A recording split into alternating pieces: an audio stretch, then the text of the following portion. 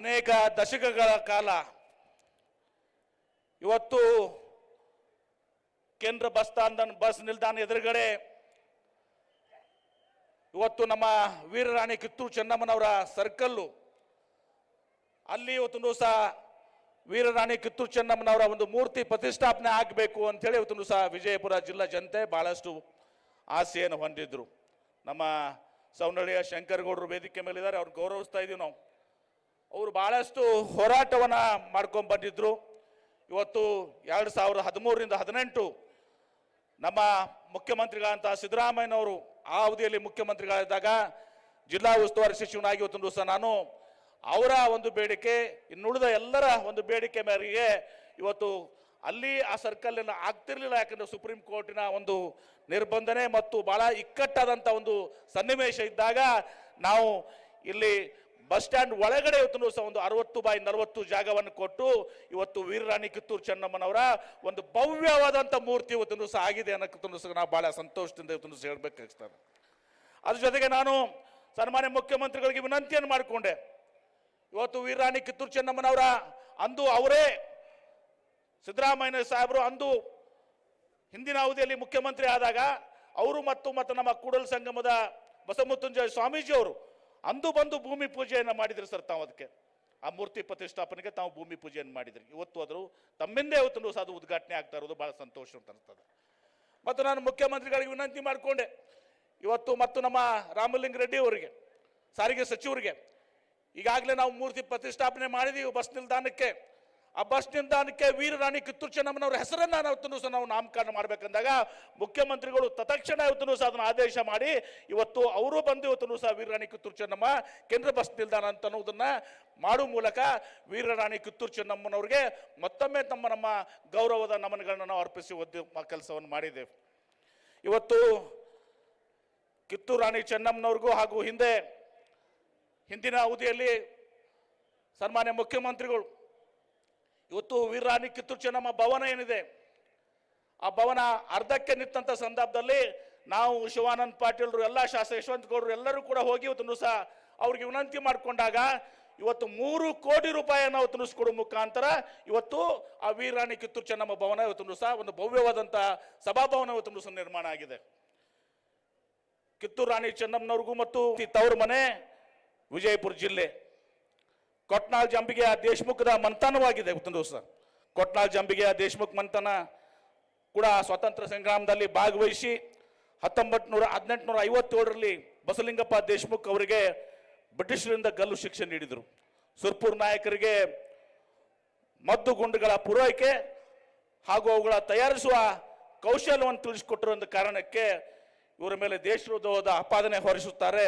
ನಂತರ ದೇಶಮುಖರು ರಾಣಿ ಚೆನ್ನಮ್ಮನ ಸಂಬಂಧಿಕರು ಎಂದು ಗೊತ್ತಾದ್ಮೇಲೆ ಬ್ರಿಟಿಷರು ಇನ್ನಷ್ಟು ಸಿಟ್ಟಾಗಿ ಇವರನ್ನ ಸೋಲಾಪುರದಲ್ಲಿ 1857ರಲ್ಲಿ ಗಲ್ಲಿಗೇರಿಸ್ತಾರೆ.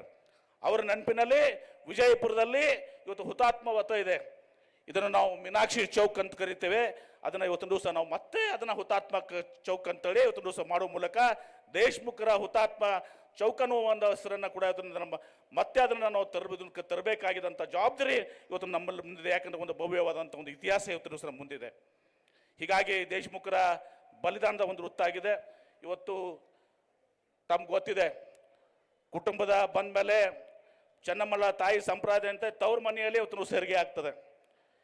ಹೀಗಾಗಿ ಚೆನ್ನಮ್ಮಳು ಜನ್ಮವೂ ಕೂಡ ಇವತ್ತು ಸಹ ಬಸವನಾಡು ವಿಜಯಪುರ ಅಂತೇಳಿ ಭಾಳ ಹೆಮ್ಮೆಯಿಂದ ಇವತ್ತು ಸಹ ನಾವು ಹೇಳಬೇಕಾಗ್ತದೆ.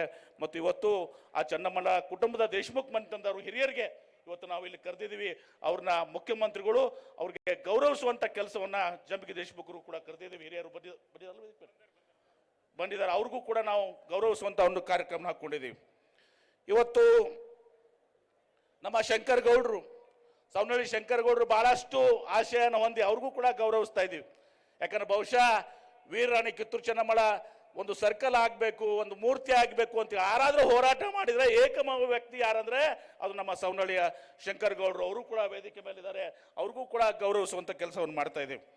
ಇವತ್ತು ಇನ್ನು ಅನೇಕ ಕೆಲಸಗಳು ನಮ್ಮ ಮುಖ್ಯಮಂತ್ರಿಗಳು ಸುಮಾರು 800 ಕೋಟಿ ರೂಪಾಯಿ ಭೂಮಿ ಪೂಜೆ ಮತ್ತು ಉದ್ಘಾಟನೆಯ ಕಾರ್ಯಕ್ರಮಗಳನ್ನು ಹಮ್ಮಿಕೊಂಡಿದ್ದಾರೆ. ಹೀಗಾಗಿ ನಾವೆಲ್ಲರೂ ಮತ್ತು ನಮ್ಮ ಉಪಮುಖ್ಯಮಂತ್ರಿಗಳು ಬಂದಿದ್ದಾರೆ, ಇದ್ರ ಜೊತೆಗೆ ಇನ್ನೊಂದು ಅತ್ಯಂತ ಪ್ರಮುಖವಾದಂಥದ್ದು ವಿಜಯಪುರ, ಅವಿಭಾಜ್ಯ ವಿಜಯಪುರ ಜಿಲ್ಲೆ, ವಿಜಯಪುರ ಮತ್ತು ಬಾಗಲಕೋಟ್ ಮತ್ತು ಜಮಖಂಡಿ, ನಮ್ಮ ಆನಂದ್ ನ್ಯಾಮಗೌಡರು ಇದ್ದಾರೆ ಇಲ್ಲಿ ವೇದಿಕೆ ಮೇಲೆ. ಸೈಕ್ಲಿಂಗ್ನಲ್ಲಿ ಇವತ್ತು ದಿವಸ ನಾವು ರಾಷ್ಟ್ರೀಯ ಅಂತಾರಾಷ್ಟ್ರೀಯ ಪಟುಗಳನ್ನ ಇವತ್ತು ದಿವಸ ನಾವು ಹೊಡೆದಿದ್ವಿ. ಅನೇಕ ಇವತ್ತು ದಿವಸ ಪಾರಿತೋಷಿಕಗಳನ್ನ ಮೆಡಲ್ಗಳನ್ನು ಪಡ್ಕೊಂಡಿದ್ದೀವಿ. ಕಳೆದ ಒಂದು 2 ದಶಕಗಳ ಮೇಲೆ ಇವತ್ತು ಸೈಕ್ಲಿಂಗ್ ವೆಲೋಡ್ರೋಮ್ ಆಗಬೇಕು ಅಂತೇಳಿ ಇವತ್ತು ದಿವಸ ವಿಜಯಪುರ ಜಿಲ್ಲೆಯ ಜನರ ಆಶೆ ಆಗಿತ್ತು. ಅದನ್ನು ಕೂಡ ಇವತ್ತು ದಿವಸ ಸನ್ಮಾನ್ಯ ಮುಖ್ಯಮಂತ್ರಿಗಳಂತ ಸಿದ್ದರಾಮಯ್ಯನವರೇ ಇವತ್ತು ಅದಕ್ಕೆ ಸ್ಯಾಂಕ್ಷನ್ ಕೊಟ್ಟಿದ್ರು. ಇವತ್ತು ಅವರೇ ಮತ್ತು ನಮ್ಮ ಉಪಮುಖ್ಯಮಂತ್ರಿಗಳು ಬಂದು ಬಹಳ ಸಂತೋಷದಿಂದ ಇವತ್ತು ಸೈಕ್ಲಿಂಗ್ ವೆಲೋಡ್ರೋಮ್ ಅನ್ನ ಇವತ್ತು ಆ ಮಕ್ಕಳು ಆ ಸೈಕ್ಲಿಂಗ್ ಚಾಂಪಿಯನ್ಸ್ ಇದ್ದಾರೆ, ಗೋಲ್ಡ್ ಮೆಡಲಿಸ್ಟ್, ಅವರಿಂದ ಸಾಂಕೇತವಾಗಿ ಮಾಡಿ ಇವತ್ತು ಉದ್ಘಾಟನೆಯನ್ನು ಮಾಡಿದ್ದಾರೆ. ಇನ್ನು ಅನೇಕ ಕಾರ್ಯಕ್ರಮಗಳು ಇವತ್ತು ಇದಾವೆ. ಸರ್ಕಾರಿ ಕಾರ್ಯಕ್ರಮಗಳನ್ನ ಈಗಾಗಲೇ ನಾವೊಂದು ಸಾಕ್ಷ್ಯ ಚಿತ್ರದಲ್ಲಿ ತಾವು ನೋಡಿದ್ದೀರಿ. ಸುಮಾರು 800 ಕೂಡ ಹೆಚ್ಚಿಗೆ ಕಾಮಗಾರಿಗಳು ಇವತ್ತು ಸಹ ಒಟ್ಟು ಉದ್ಘಾಟನೆ ಆಗಿದಂಥ ಕಾಮಗಾರಿಗಳು 82 ಕೋಟಿ, ಶಂಕುಸ್ಥಾಪನೆ 9 ಕಾಮಗಾರಿಗಳು ತುಂಬ ಸಹ 731 ಕೋಟಿ ಮತ್ತು ಚಾಲನೆ ನೀಡುವಂಥ ಅನೇಕ ಕಾಮಗಾರಿಗಳು ಸುಮಾರು 56 ಕೋಟಿ. ಹೀಗೆ ಸುಮಾರು 800 ಕೂಡ ಹೆಚ್ಚಿಗೆ ಕೋಟಿ ರೂಪಾಯಿಯ ಒಂದು ಅನುದಾನವನ್ನು ಸನ್ಮಾನ್ಯ ಮುಖ್ಯಮಂತ್ರಿಗಳು ಇವತ್ತು ನಮ್ಗೆ ಕೊಟ್ಟಿದ್ದಾರೆ. ಅವ್ರ ಜೊತೆಗೆ ನಮ್ಮ ಸುರೇಶ್ ಅವರು, ಅರ್ಬನ್ ಡೆವಲಪ್ಮೆಂಟ್ ಮಿನಿಸ್ಟರ್ ಅವರು, ನಮ್ಮ ಉಪಮುಖ್ಯಮಂತ್ರಿಗಳು ಅವರು ನೀರಾವರಿ ಇಲಾಖೆಯಿಂದ ಹಾಗೂ ಸಮಾಜ ಕಲ್ಯಾಣ ಇಲಾಖೆಯಿಂದ ಮತ್ತು ನಮ್ಮ ಕೃಷ್ಣ ಬೈರೇಗೌಡರು ಕಂದಾಯ ಇಲಾಖೆಯಿಂದ, ಆಮೇಲೆ ಜಮೀರ್ ಅವರು ನಮ್ಮ ಅಲ್ಪಸಂಖ್ಯಾತ ಇಲಾಖೆಯಿಂದ, ಅದೇ ರೀತಿ ನಮ್ಮ ತಂಗಡಿಗೆಯವರು ಹಿಂದುಳಿದ ಇಲಾಖೆಯಿಂದ, ಹೀಗೆಲ್ಲರೂ ಕೂಡ ಇವತ್ತು ಸಹ ನಮ್ಮ ವಿಜಯಪುರ ಜಿಲ್ಲೆಗೆ ಅಭಿವೃದ್ಧಿಗೆ ಇವತ್ತು ಸಹ ಅನೇಕ ಒಂದು ಯೋಜನೆಗಳನ್ನ ಇವತ್ತು ಕೊಟ್ಟಿದ್ದಾರೆ. ಅವರೆಲ್ಲರಿಗೂ ಕೂಡ ನಾನು ಹೃದಯಪೂರ್ವಕ ಇವತ್ತು ಸಹ ಅಭಿನಂದಿಸಿ, ಇವತ್ತು ತಮ್ಗೆ ಗೊತ್ತಿದೆ 2 ಕಾರ್ಯಕ್ರಮಗಳನ್ನ, ಒಂದು ವೀರರಾಣಿ ಕಿತ್ತೂರು ಚೆನ್ನಮ್ಮನವರ ಒಂದು ಮೂರ್ತಿ ಪ್ರತಿಷ್ಠಾಪನೆ ನಾಮಕರಣ ಸಲುವಾಗಿ ನಾವು ಸನ್ಮಾನ್ಯ ಮುಖ್ಯಮಂತ್ರಿಗಳನ್ನ ಇವತ್ತು ಸಹ ಗೌರವಿಸ್ತಾ ಇದ್ದೀವಿ, ಉಪಮುಖ್ಯಮಂತ್ರಿಗಳನ್ನ ರಾಮಲಿಂಗಾರೆಡ್ಡಿ ಅವ್ರನ್ನ ಗೌರವಿಸ್ತಾ ಇದ್ದೀವಿ. ಅದರ ಜೊತೆಗೆ ಇವತ್ತು ನಮ್ಮ ಜನಪ್ರಿಯ ಮುಖ್ಯಮಂತ್ರಿಗಳು ದಿವಂಗತ ಡಿ ದೇವರಾಜ್ ಅವರು, ನಮ್ಮ ಹಿರಿಯ ನಾಯಕರು, ಇವತ್ತು ಒಂದು ಸಾಮಾನ್ಯ ಹಳ್ಳಿಯ ಹಿಂದುಳಿದ ಕುಟುಂಬದಲ್ಲಿ ಜನಿಸಿ ತಮ್ಮ ಸ್ವಸಾಮರ್ಥ್ಯದ ಮೇಲೆ ಮುಂದೆ ಬಂದು ಸಿದ್ದರಾಮಯ್ಯನವರು ನಮ್ಮ ರಾಷ್ಟ್ರದ ಅಪರೂಪದ ಜನನಾಯಕರ ಸಾಲಿನಲ್ಲಿ ಸೇರಿದ್ದಾರೆ.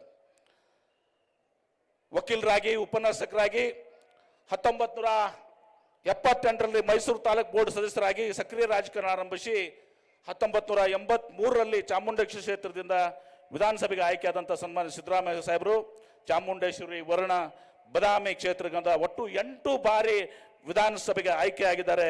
1996ರಲ್ಲಿ ಜೆ.ಎಚ್. ಪಟೇಲ್ರ ಸರ್ಕಾರದಲ್ಲಿ ಹಾಗೂ 2004ರಲ್ಲಿ ಧರ್ಮಸಿಂಗ್ರ ಸಮ್ಮಿಶ್ರ ಸರ್ಕಾರದಲ್ಲಿ ಉಪಮುಖ್ಯಮಂತ್ರಿಯಾಗಿ ಸೇವೆ ಸಲ್ಲಿಸಿದ್ದಾರೆ. 2013ರಲ್ಲಿ 122 ಸ್ಥಾನಗಳನ್ನ ಕಾಂಗ್ರೆಸ್ ಪಕ್ಷಕ್ಕೆ ಗೆದ್ದು ಮೊದಲ ಬಾರಿಗೆ ಮುಖ್ಯಮಂತ್ರಿ ಆದರು. 2023ರಲ್ಲಿ 135 ಸ್ಥಾನಗಳ ಭರ್ಜರಿ ಬಹುಮತ ಪಡೆದು 2ನೇ ಅವಧಿಗೆ ಮುಖ್ಯಮಂತ್ರಿ ಆಗಿರ್ತಾರೆ. ಹಣಕಾಸು ಸಚಿವರಾಗಿ ಈವರೆಗೆ ಈ ದೇಶದಲ್ಲಿ ಬಹುಶಃ ಅತ್ಯಂತ ಹೆಚ್ಚಿನ ಬಜೆಟ್ 16 ಬಜೆಟ್ಗಳನ್ನ ಮಂಡಿಸುವ ಮೂಲಕ ಕರ್ನಾಟಕವನ್ನ ಭಾರತದ ಪ್ರಗತಿಪರ ಅಭಿವೃದ್ಧಿಶೀಲ ರಾಜ್ಯವಾಗಿ ರೂಪಿಸಿದ ಶ್ರೇಯಸ್ಸು ಸಿದ್ದರಾಮಯ್ಯ ಅವರು ಸಲ್ತದೆ. ಹಿಂದುಳಿದ ವರ್ಗಗಳು, ಅಲ್ಪಸಂಖ್ಯಾತರು, ದೀನದಲಿತರು, ರೈತರು, ಬಡವರು, ಕಾರ್ಮಿಕರು ಒಟ್ಟುಗೂಡಿಸಿ ಸಮಾಜದ ಮುಖ್ಯವಾಣಿಗೆ ತರಲು ಬಸವಾದಿ ಶರಣರ ಆಶಯದಂತೆ ಸಮಾಜ ನಿರ್ಮಿಸಲು ಶ್ರಮಿಸದಂಥವರು ನಮ್ಮ ಮುಖ್ಯಮಂತ್ರಿಗಳಂತ ಶ್ರೀ ಸಿದ್ದರಾಮಯ್ಯನವರು. ಎಲ್ಲ ಸರ್ಕಾರಿ ಕಚೇರಿಗಳಲ್ಲಿ ಬಸವಣ್ಣವರ ಭಾವಚಿತ್ರಗಳನ್ನು ಹಾಕಲು ಆದೇಶಿಸಿದವರು. ವಿಜಯಪುರದಲ್ಲಿ ಏಕೈಕ ವಿಶ್ವವಿದ್ಯಾಲಯಕ್ಕೆ ಅಕ್ಕಮಹಾದೇವಿ ಮಹಿಳಾ ವಿಶ್ವವಿದ್ಯಾಲಯ ಎಂದು ನಾಮಕರಿಸಿಕೊಳ್ಳಿ ಬಸವಣ್ಣವರು ಕರ್ನಾಟಕ ಸಾಂಸ್ಕೃತಿಕ ನಾಯಕ ಎಂದು ಘೋಷಣೆ ಮಾಡಿದ ಕೀರ್ತಿಯನ್ನು ಸಿದ್ದರಾಮಯ್ಯನವರು ಸಲ್ತದೆ. ಅನ್ನಭಾಗ್ಯ, ಕ್ಷೀರಭಾಗ್ಯ, ಗೃಹಲಕ್ಷ್ಮಿ, ಶಕ್ತಿ ಸಮಾಜ ಕಲ್ಯಾಣ ಯೋಜನೆಗಳನ್ನು ಜಾರಿ ಮೂಲಕ ರಾಜ್ಯದ ಮನೆ ಮಾತಾಗಿದ್ದಾರೆ. ಇವರ ಪಂಚ ಗ್ಯಾರಂಟಿ ಯೋಜನೆಗಳು ಟೀಕಿಸಿದವರೇ ಇಂದು ರಾಷ್ಟ್ರದ ಎಲ್ಲೆಡೆ ಇವತ್ತು ಅನುಷ್ಠಾನಗೊಳಿಸುತ್ತಿದ್ದಾರೆ.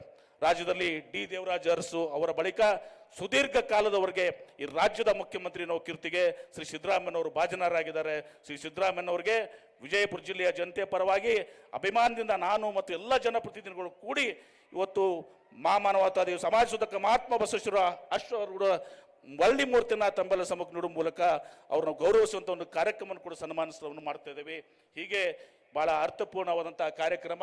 ಇವತ್ತು ಇಲ್ಲಿ ಎಷ್ಟು ಜನ ತಾವು ಒಳಗಡೆ ಇದ್ದೀರಿ, ಇದರ 2 ಪಟ್ಟು ಜನ ಇವತ್ತು ಸಹ ಹೊರಗಡೆ ಇದ್ದಾರೆ. ಇಂಥ ಒಂದು ಭವ್ಯವಾದಂಥ ಕಾರ್ಯಕ್ರಮವನ್ನು ಇವತ್ತು ವೀರರಾಣಿ ಕಿತ್ತೂರು ಚೆನ್ನಮ್ಮನವರ ಒಂದು ಮೂರ್ತಿ ಪ್ರತಿಷ್ಠಾಪನೆ, ನಾಮಕರಣ ಮತ್ತು ಅಭಿವೃದ್ಧಿ ಕಾಮಗಾರಿಗಳು ಮತ್ತು ನಮ್ಮ ನಾಯಕರಾದಂಥ ಸಿದ್ದರಾಮಯ್ಯನವರಿಗೆ ಗೌರವಿಸುವಂಥ ಕಾರ್ಯಕ್ರಮ ತಾವೆಲ್ಲರೂ ಸಾಕ್ಷಿಕೃತಾಗಿದ್ದಾರೆ. ತಮ್ಮೆಲ್ಲರಿಗೂ ನಾನು ಅಭಿನಂದನೆಗಳು ಸಲ್ಲಿಸಿ ನಾನು ಮಾತಿಗೆ ವಿರಾಮ ಹೇಳ್ತೀನಿ. ಎಲ್ಲರಿಗೂ ನಮಸ್ಕಾರ.